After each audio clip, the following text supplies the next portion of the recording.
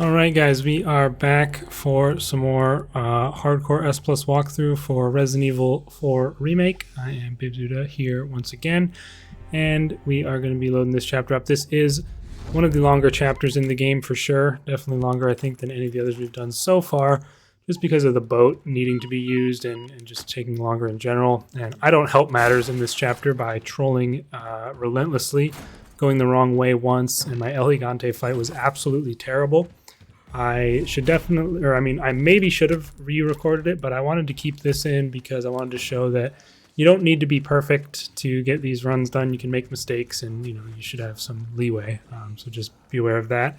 Loot the stuff in that cabin as I did, and then up here we have our first Plaga encounter, which I recommend staying as far back as you can to try and avoid getting hit here. I will go ahead and rifle it, but he actually just sprints straight at me, and I think maybe based on what I saw there, it might have moved me forward. I can't really tell, but you are able to parry Plaga hits like that. If I had been quick enough, I could have parried it. I just thought I would have been far enough away to be able to get off 2 shots before he got to me. Not the case, so I just heal up. That second guy is also a Plaga carrying Ganado, so you definitely want to not shoot him or anything. Just go ahead and parry his attack and run past if you can, parry or block it, whichever you need to do. Or I guess they're both called parrying, I think, but I would really only consider the full thing, which gives you a free stagger, as an actual parry, and then the others just block the attack and you can keep going. But I don't know, semantics, I guess. Anyway, I definitely recommend grabbing the old Way Shrine key here. You can not only can you sell it itself for whenever you get out of this area, but it's also worth a decent amount to get a couple of treasures, which are pretty much free to grab here. But yeah, we're gonna hop in the boat and go up through the cave to this first dock where we want to get the first head for the church key, and this one obviously being the one that's actually a bit difficult to get because there's a bunch of Ganados here. The other one is completely free to grab. So just loot those 2 barrels over there. I usually consider taking I completely whiffed this here. I just go ahead and block this guy. I can't seem to get the box open, but eventually I'm able to parry him and knock him down. But yeah, if there's 2 barrels, I'll usually consider it worth a small detour to grab them. Otherwise not, if it's only 1. You can use that guy's dynamite to kill him and stagger the guy next to him in order to get by. That guy just completely ducked for no reason, so I was able to walk by him. Recommend parrying or blocking him if needed. And here I'm kind of going for a parry, but they just let me go basically. But if they are more aggressive, you can just get a parry, knock them down, or block enough times until you can knock one down. Running up here, these guys also duck, but one of them do have dynamite, so you can just shot that dynamite and gone through if needed. I mess up here the combo twice because I'm an idiot and just like accidentally pressed the button twice and it just selected those, but it's the top right, top left, and bottom middle ones there, so just same code every time and you can type it in. If you're quick enough, that guy will be only on his way up the ladder, so you can just go. This guy I need to block once to get by, and then here I blocked this guy's thrown weapon, and the other guy ducked because he was throwing. I failed to block that guy's throw somehow. I don't know what I was doing there. But this final guy with the torch, just again block his attack. It's usually a pretty standard. A lot of times if you do get a block and not a parry, they will quickly follow up with a second attack. So be prepared for that whenever you are missing the perfect parry. But otherwise you should be good to go back to the boat there. It's not too bad of a section. And I like to take this long route through here and hit all these barrels along the way, because they give 100 pesetas each, and I personally think it's worth the stop off here at this Way Shrine to get this loot, because you can get, not only can you get, this is I think a jeweled bangle from in here, but you also can shoot that down and get an Alexandrite, which is the purple gem, which is definitely worth it, I think. Splendid bangle rather. That coupled with the fact that you need that you can get all these barrels, as there's more barrels as we're heading back to the main area of the lake. Just hit them all for 100 pesetas each, and I somehow missed that one like an idiot, but yeah, just because those are there, and also because turning the boat around, which is what you would have had to do in the case of, if you wanted to go the other direction after grabbing the first head, It's an actual huge pain. The boat is not easy to turn around for whatever reason. It's kind of annoying, but yeah, quite a bit of money there.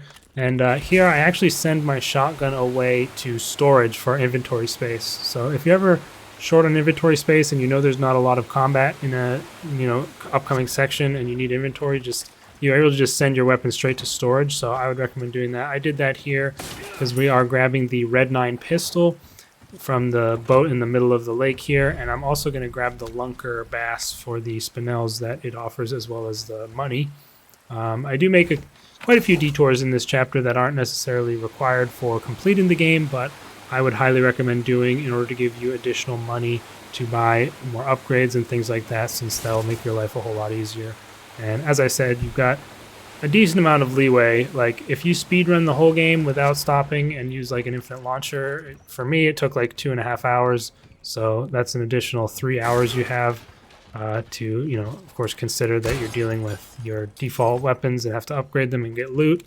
But yeah, I think you can spare that time. I go ahead and grab that treasure there. Here it is, these three. You can just see me doing it, and that's how you get through. It's always the same. Grab the Blasphemer's head. You don't need to loot that thing on the table, since that's just to the hexagon puzzle that we're not going to be doing.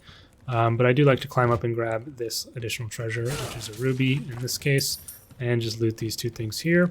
And we are in the clear to go back to the main part of the lake. And I am also going to make a stop off at the Chicken Island to grab the golden chicken egg, because that is also some more spinels for you, and it's 9,000 pesetas itself. So again, worth it, I think. There's also a gem on this island that you can grab, and you'll get a few free little bits of healing from the other eggs which are around that you can pick up on the floor. Just swing over here to grab the velvet blue. Oh, it's not a gem, it's actually just a velvet blue, but still worth swinging over and grabbing that gold chicken egg there. And then just grab whatever chicken eggs are also on the floor whenever you're walking over them.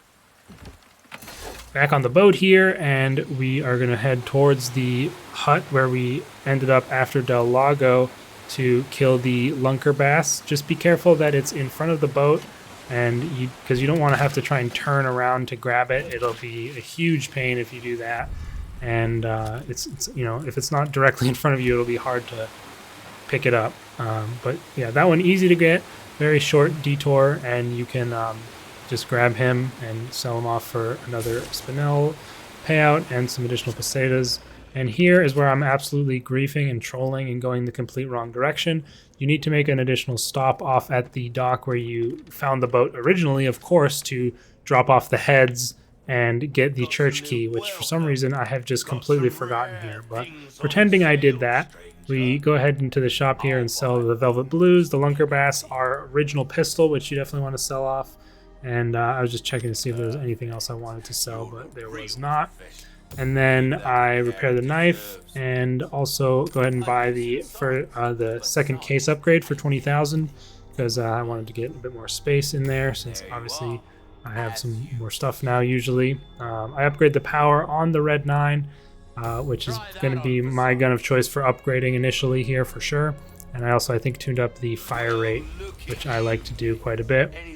Turn in those two requests, and yeah, I'm just looking at the shop here, seeing if there's anything I'm forgetting, and as far as I know, that is all good. And then I go ahead and grab out the shotgun again from my storage here. And oh yeah, I think there was actually a spider on the wall behind my computer for this little pause here, so I'll go ahead and skip this. Alright, so with the spider neutralized, I again go in here and grab out my shotgun, which I had previously stored to make room for the Lunker Bass and my Red 9, and then we are off to the races. However, it is right about around this point. Oh yeah, also here's the other old way shrine that's just completely free to loot, and you get a butterfly lamp from it, so definitely worth. That's why I think you should grab that key for sure. But yeah, right about when I walk through the gate here, I realize, hold on, the houses aren't open. Hold on, the boss isn't spawning. I forgot to put away the heads and get the church key. So yeah, a solid, I'm just like shaking the camera around and just beside myself in anger that I did this. But yeah, definitely a solid time save for any of you who don't absolutely grief like me. And then just do all that merchant stuff, grab the way shrine on the original run through. So yeah, just gonna hop in the boat, and it's even worse because on my way back to the merchant, I'll have to turn the boat around, which, as I said, is very annoying and very slow. But yeah, you just jump off here and then head back through the cave, put the heads in, and grab the church key, as you probably know. So yeah, again, solid amount of time wasted there, but didn't want to reshoot the whole thing just for that, because again, it's a pretty long and boring chapter for riding around in the boat, and it's not going to make a big difference at the end of the day, so there's no big deal there. But yeah, as far as anything else goes that I can talk about in the meantime, of course, skip this calm. The upcoming El Gigante fight is a little bit annoying, especially if you suck like me, because you kind of need to have pretty good aim, since you're going to want to be able to shoot that parasite that comes out on his back, mainly with your rifle. But I also found during this that the shotgun was surprisingly effective on getting him to stagger as well. Also quite important to make sure you do have your fully repaired knife, so you can jump on his back and slash away at that parasite. And yeah, other than that, I mean, there's not a whole lot to say about it. He has one very obvious charge attack where he prepares himself before charging forward that you can look out for. But other than that, a lot of his attacks you generally are able to avoid by running between his legs, although he does have a kick, which can sometimes counter that strategy. And you will see pretty much everything not to do in my demonstration here, because again, I do not do this fight very well. But yeah, I usually stick with the red 9, shooting him normally to get his parasite to come out. And yeah, right here, I thought he was going for a punch there, but he faked me out completely and just kicked me in the face. So troll number 1 there for me if I want to keep a counter. But yeah, right back to shooting him. And then, as you can see, he tried to grab me there. I managed to avoid that, thankfully, but it was pretty close. And then the smackdown, that one, he wasn't even close to me. I don't know why he used that. But eventually he will scream like this, and that'll bring out the Plaga. And then I completely missed this shot several times. So, yeah, don't feel bad if you can't hit it. It's pretty hard of a shot to make. I guess I make it there, but later on I'll be much less accurate for the future shots. But whenever you do get a shot on it, he'll usually go down, and then you can slash away here for some damage. I don't actually know how much damage it does doing that, but I think it's probably worth doing it since we're on the default weapons here. And then usually after that first down, the dog will show up. And I don't really know how the dog works, so what I do is I go ahead and loot this house, and he's actually pulling the roof off of the other house, which is where I'm going to go loot next, because I'm kind of just waiting for the dog to do its scripted animation where it grabs his ankle and makes him fall over. But for some reason it doesn't happen for quite a while. I don't know if you have to deal some damage first or how it works, but yeah, I would recommend just looting those houses first before going back to shooting him once the dog shows up, because potentially he will do it faster for you. I don't really know how it works, but since I've looted now, I'm just putting some shots into him, waiting for that animation to play. Barely dodged that attack.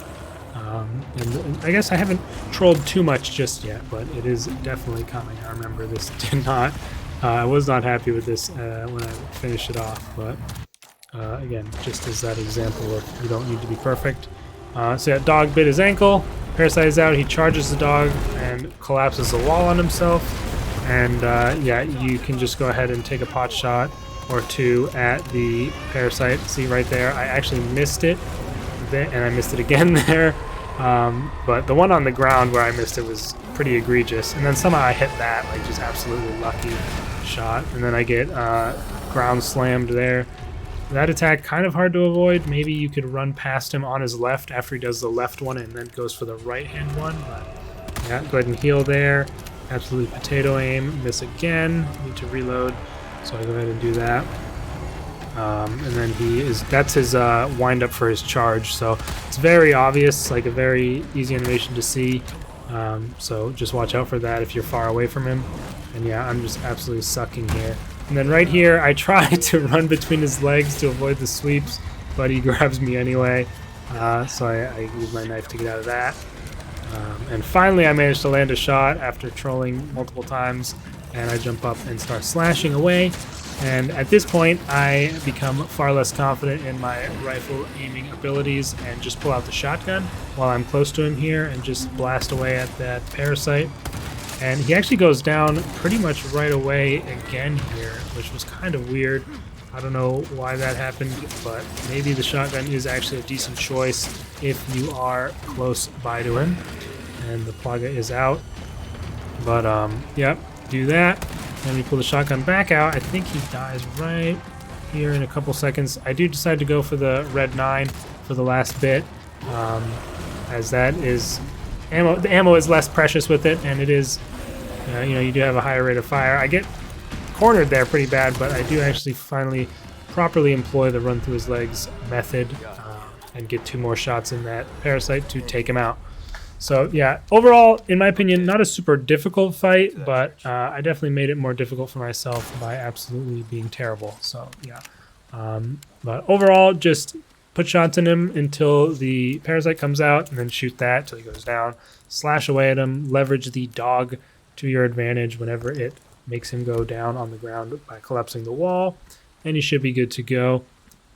If you're good with the rifle, definitely stick with that to shoot the Plaga. If you can't do it very well, you can try getting close using the shotgun, or just stick him with the Red 9 pistol to get those shots in on him pretty easily. And we're actually not done trolling just yet, because I also trolled the light puzzle in the church. So yeah, there's it wasn't until just after this run that I figured out a nice lineup for the green, the green stained glass. I had one for the red, but it's not like something I put a ton of time into because I thought it was pretty easy from there. Also, this infected dog I just take out with the Red 9. Not really an issue. You can use the shotgun if he gets close, but you should be okay there. Open up the church. And yeah, like I said, I definitely troll this light puzzle, but I will tell you the lineups for it that make it a lot easier, at least for me now that I know them. But just quick right here, open up these 2 barrels for some loot and grab the blue dial out of this cabinet.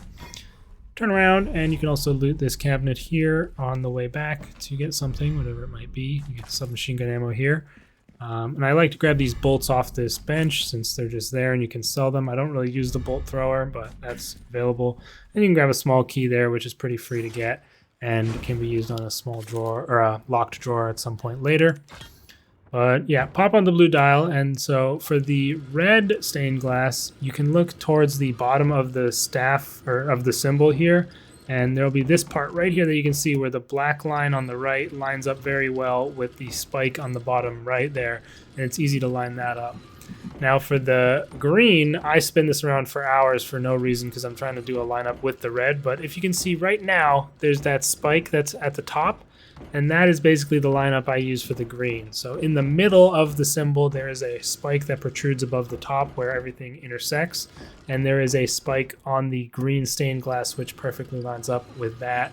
Yeah, I don't know what I'm doing here. It's absolutely such a waste of time here. But yeah, you guys will see. I think I get it on this rotation around. As you see, that spike lines up right there with that point in the green stained glass. And then the blue, you just rotate around until it clicks into place since the other 2 are already lined up. So yeah, spike at the top for the green and the bottom of the symbol for the red, and you should be good to go. Grab the green herb on your way by. And I think I do this in a later chapter as well. I really wish they would remove, or the shift was not a button used to move items, because whenever I try to close the inventory and start running really quick, sometimes I'll pick up an item and it just ruins everything. It's really annoying. But yeah, once you walk in the door, you finally have found Ashley, and that is chapter 4 completed. 1838 there. You can probably get it in under 15 minutes if you don't troll in so many places like I did, but still not the worst time in the world, and we should be good to go in the next few chapters. Next up is chapter 5, which is really, really difficult. So yeah, we are going to be tackling that in the next video.